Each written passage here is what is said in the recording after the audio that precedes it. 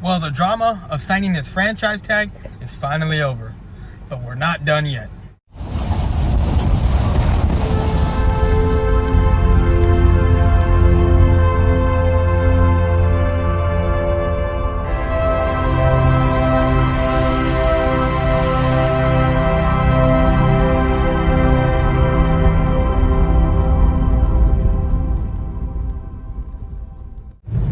What's going on YouTube? It's your main man, Boys for Life, coming at you with another video. Okay, so Dak Prescott signed his franchise tag today worth $31.4 million. But we still got a ways to go. We have until July 15th to get his long-term contract done. Does it look like it's gonna get done by that time? You know, Jerry Jones says, you know, deadlines make deals, or whatever that shit that he says. You know, to be honest with you, I honestly think, I don't know if it'll get done. I really don't, to be honest. I really don't, because we do have him for another year. Now, if he signs before July 15th, a long-term deal, then that long-term deal will take in full effect when he signs. If he makes a long-term deal after July 15th, then that long-term deal will take in effect the following year. So if we don't get a deal done by the 15th of July, and we go into the 16th of July without a long-term deal with Dak Prescott, we're going to look to see contract talk, in my opinion, be put on hold, ride out the season and see what he does, and then we'll go from there. Because the team that we got, the offense that we got, I mean, I'm not saying you can stick any quarterback behind that line and give them this offense and they're going to work magic. No, that's not what I'm saying at all. But if you give a competent quarterback, a decent quarterback, the offensive line, the running back, the wide receivers that you have now the mind of Mike McCarthy with a Kellen Moore, a competent quarterback such as Nick Foles, Andy Dalton, a Teddy Bridgewater, these good backup quarterbacks can be starters on this team. Now, like I said, I'm not saying anybody can be a starter on this team with this offense. That's not what I'm saying at all. What I'm saying is you get us a good, competent quarterback, a decent quarterback, and I wouldn't be surprised they made it to the playoffs. I really wouldn't. So if Dak Prescott, and we think we think he is, you know, we see those flashes of greatness. I'm not saying elite, greatness. We should go far into the playoffs. We should make the playoffs. We should win this division. I honestly think the division now is ours to lose because the offensive line of the Eagles is gone. That was our biggest competition. Now, I'm not knocking the the Giants or Washington, but Washington has a ways to go.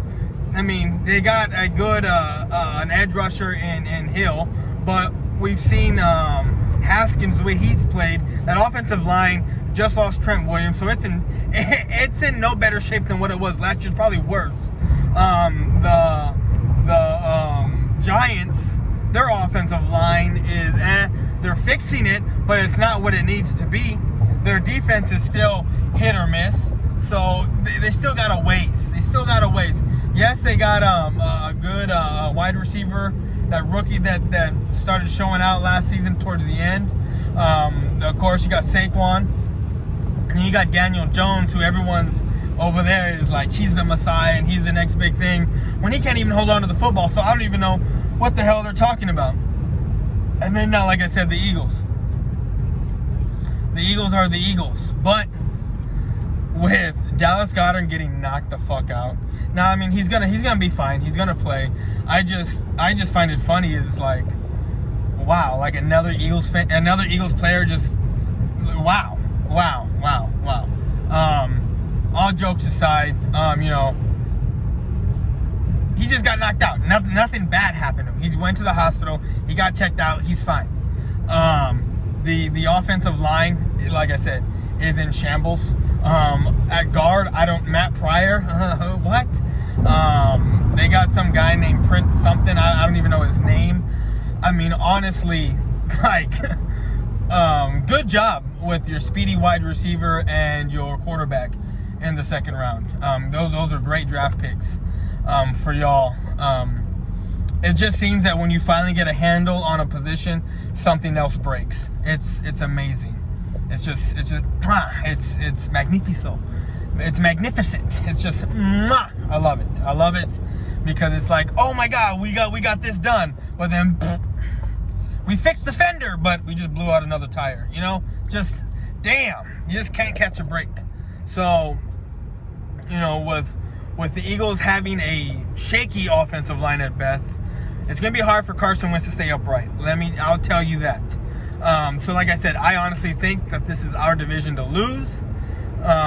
You know, if we lose this division, if we can't win 10 games, I honestly think 10 to 11 games is going to win this division now, you know, with everything that's happening. So I honestly think that, like I said, this is ours to lose. And if we do lose this division, then we're just a trash team with another trash head coach, you know, coaching staff. But I honestly think with the coaching staff we got, everything, you know, that we're putting in place, Dak Prescott should succeed in our offense. I honestly do. I'm excited. We got our quarterback, and it's funny because now that we got our quarterback signed for at least another year, I see video makers from the Eagles coming out acting a little shaky. They weren't as shaky as they were when Brandon Brooks got hurt, and you saw like 15 in like a matter of like 10 minutes. Eagle fans just video. Like it took me a minute to watch all these Eagle video makers talk about Brandon Brooks. So they, you know, when Dak Prescott came out, you know, getting his paycheck, $31.4 million. You saw a lot of Eagle fans, well, a few Eagle fans come out and make videos about it and seem a little shaky because they know now we do got our offensive line. We do have a wide receiving core that is top notch. If CeeDee Lamb plans, you know, is what he's supposed to be, we're going to have a top notch wide receiving core, probably the best in the league. We're going to have the top 3 running back in the league. One of the top 5 offensive lines in the league.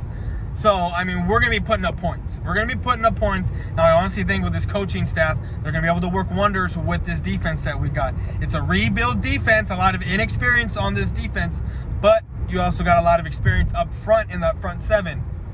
You know, Gregory, Tank, Poe, McCoy, Smith, even though he hasn't played in 5 years, we do have experience up there. Our inexperience is in our secondary. You know, that second level, we got the experience there with Van Der Esch and Jalen Smith and Sean Lee. I think he's coming back for another year, if I'm not mistaken. But our inexperience is there in the secondary, even though we have Woods and Clinton Dix. You know, when I say our secondary, I mean our corners. Our corners are the inexperienced one. Even though we got Cheeto when he's going into his 4th year, we got Jordan Lewis, who I've been advocating to play for the longest time, because he seems to have, I don't get it, he has the most takeaways out of anybody in the secondary. Anthony Brown, I don't know why he's even back. I have never liked the guy. He's always getting burnt. He's had one decent season, and then he just regressed the following year. So we're going to see what we got, and I'm very excited. Now our team is complete. We got what we need. Trayvon Diggs is probably gonna, you know, he's not gonna start right away, but look through halfway through the season if it takes that long for him to get out in the starting lineup. But again, Dak Prescott signed his deal. We'll see what happens over the next couple weeks. Actually, yeah, over the next couple weeks. If there's no long-term deal in place, we will look for him to be playing on the franchise tag, and then look for something next offseason as a long-term deal. But that's all I got. I'm out. Peace.